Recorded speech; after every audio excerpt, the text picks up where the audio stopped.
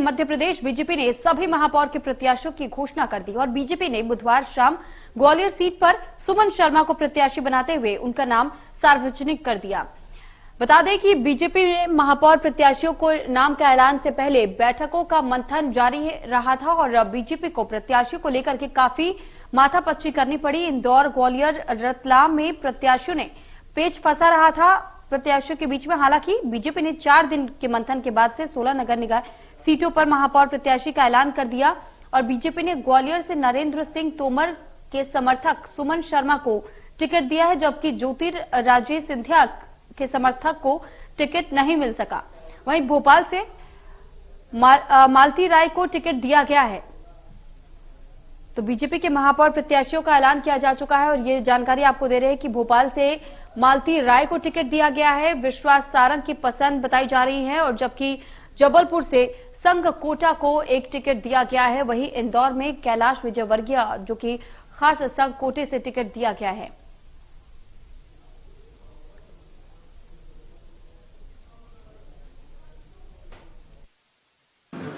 आम जनता की सेवा, आम जनता के कार्य और इस ग्वालियर की स्वच्छता, इस ग्वालियर की पानी, बिजली, सड़क जो आम जनता के लिए मेन ज़रूरत होती है उसको पूरा करना, और इस ग्वालियर में जो स्मार्ट सिटी की योजनाएं चल रही हैं उनको प्रगति देकर उनको पूरा करवाने का मेरा प्रयास रहेगा, जिससे हमारा शहर, हमारा ग्वालियर पूरे मध्य प्रदेश में एक अग्रणी शहर बने। चुनौती नहीं है, काय की चुनौती? चुनौती अच्छी अच्छी चुनौतियाँ। मेरा ये जो संगठन है ना, इतना बड़ा परिवार है, ये जब संगठन मेरा खड़ा होता है ना तो अच्छे। इस पर अधिक जानकारी के साथ कुलभूषण सक्सेना हमारे साथ जुड़ चुके हैं। कुलभूषण, जानकारी चाहेंगे आपसे कि अचानक से बीजेपी जो कि 4 दिनों से मंथन कर रही थी, आखिर जो नाम का चुनाव किया गया है और ऐसे में आखिर इसी नाम को बीजेपी की तरफ से क्यों चुना गया है? क्या कुछ जानकारी आपके पास? देखिए, अगर बात की जाए तो 4 दिन के मंथन के बाद जो है बीजेपी ने अपने महापौर प्रत्याशियों के नाम का ऐलान किया था। 11 जून से लेकर 14 जून तक लगातार जो है प्रदेश बीजेपी कार्यालय में बैठक चली थी और आपसी सहमति दिग्गज नेताओं के बीच नहीं बन पा रही थी, जिसकी वजह से बीजेपी जो है महापौर के प्रत्याशियों को मैदान में नहीं उतार पा रही थी।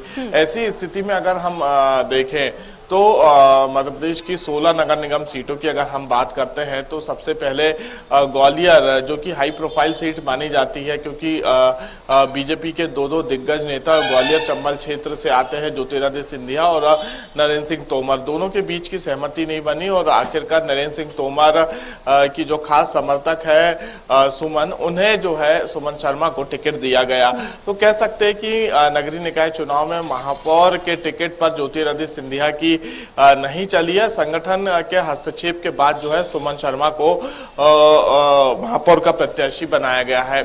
वहीं भोपाल की अगर हम बात करें तो भोपाल से मालती राय, कैबिनेट मंत्री विश्वास सारंग की खास जो है मालती राय है, लेकिन मालती राय के विषय में अगर हम बात करें तो 2 बार का पार्षद का चुनाव हार चुकी है। विधायकों की सहमति के बाद ही जो है मालती राय को टिकट दिया गया है, लेकिन 3 विधायकों से लिखित में ये लिखवाया गया है कि आपकी गारंटी होगी मालती राय को भोपाल नगर निगम से जिताने की। रामेश्वर शर्मा, कृष्णा गौर और खुद विश्वास सारंग ने ये लिखित पे प्रदेश बीजेपी कार्यालय में दिया है कि हम अपनी अपनी विधानसभा से मालती राय को जिताएंगे। इसके साथ ही अन्य विधानसभा से भी मालती राय को अधिक से अधिक वोट दिलाएंगे और महापौर, नगर निगम महापौर बनाएंगे। लेकिन सवाल यही उठता है कि यहाँ पर जो है प्रत्याशी को जिताने के लिए गारंटी बीजेपी की तरफ से ली जा रही है, नेता जो है गारंटी देते हुए नजर आ रहे हैं।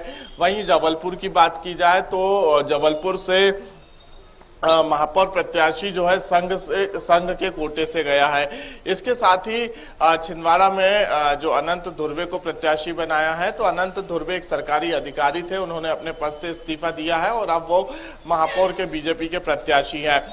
वहीं अगर हम अन्य क्षेत्रों की बात करें तो कहीं ना कहीं जो लगातार बड़े नेता अपने अपने समर्थक को टिकट दिलाते हुए नजर आ रहे थे, कहीं ना कहीं उनकी जो है संगठन ने नहीं सुनी है और 16 सीटों में से अगर देखा जाए तो तकरीबन 7 से 8 ऐसी सीटें हैं जो संघ के कोटे से गई हैं। लेकिन सभी चेहरों की अगर बात की जाए तो युवा चेहरे हैं, राजनीति में ज्यादा जो पद में नहीं रहे हैं। अब ऐसी स्थिति में महापौर का टिकट दिया गया है, तो अब देखने वाली बात होगी कि क्या बीजेपी ने जो राजनीतिक से नॉन चेहरे मैदान में उतारे हैं, जो पूरे नए चेहरे हैं, जो युवा चेहरे हैं, तो क्या इनको जीत दिला पाएगी? क्योंकि मध्य प्रदेश में 7 साल के बाद चुनाव हो रहे हैं, विपक्ष के पास तमाम मुद्दे हैं। ऐसी स्थिति में 16 जो नगर निगम सीटें हैं वो अभी बीजेपी के पास है, तो क्या इन सीटों को दोबारा बीजेपी बचा पाएगी? क्योंकि कांग्रेस की तरफ से अगर हम बात करें तो कांग्रेस के प्रत्याशी जो हैं दमखम के साथ मैदान में उतरे हैं और कांग्रेस ने दिग्गज नेताओं को मैदान में उतारा है। इंदौर से संजय शुक्ला, इसके साथ ही सतीश सिकरवार, उज्जैन से विधायक, 17 से विधायक को जो है टिकट दिया है। अब भोपाल की बात करें तो महिला कांग्रेस की प्रदेश अध्यक्ष और पूर्व महापौर विभा पटेल को मैदान में उतारा है। तो कहीं ना कहीं कांग्रेस के कैंडिडेट जो है बीजेपी से दमदार है, लेकिन बीजेपी का कैडर काम करता है, बीजेपी का संगठन काम करता है। कांग्रेस में संगठन, जिस तरीके से अभी आपने इस बात का जिक्र किया कि कहीं ना कहीं कांग्रेस के जो उम्मीदवार है, जो प्रत्याशी हैं, वो बीजेपी के प्रत्याशियों के मुकाबले बेहद दम रखते हैं और उनकी पहचान पहले से है राजनीतिक क्षेत्र में भी। ऐसे में बीजेपी ने जिन नामों का चुनाव किया है, क्या ये केवल पसंद या फिर बेहतरीन समर्थक होने की वजह से किया गया? और जब इसके बाद भी बीजेपी की तरफ से गारंटी दी जा रही है, तो किस आधार पर बीजेपी ये गारंटी दे रही है कि जीत उन्हीं के प्रत्याशियों की होगी जो पहले से अब राजनीति में है या फिर जमीनी स्तर पर उतर करके काम कर रहे हैं, उनकी नहीं?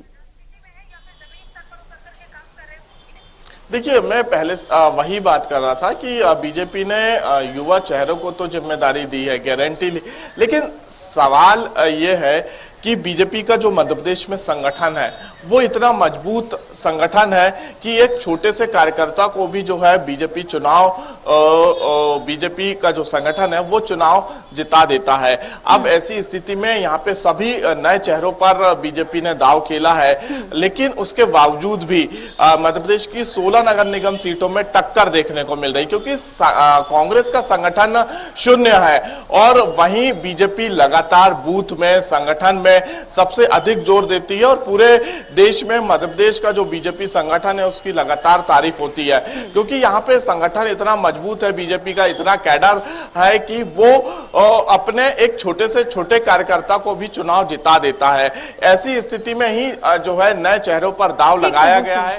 तो कह सकते हैं कि अब फाइट काफी कड़ी हो चुकी है, टक्कर की देखने को मिल रही है, जहां एक तरफ दिग्गज नेता फाइट टक्कर की होने वाली, और ये तो समय बताएगा। बहुत धन्यवाद कुलभूषण, आपका तमाम जानकारी हम तक पहुंचाने के लिए। मध्य प्रदेश, छत्तीसगढ़ की हर खबर सीधे आपके मोबाइल फोन पर। अभी सब्सक्राइब करें हमारा चैनल और पाएं पल पल की खबर।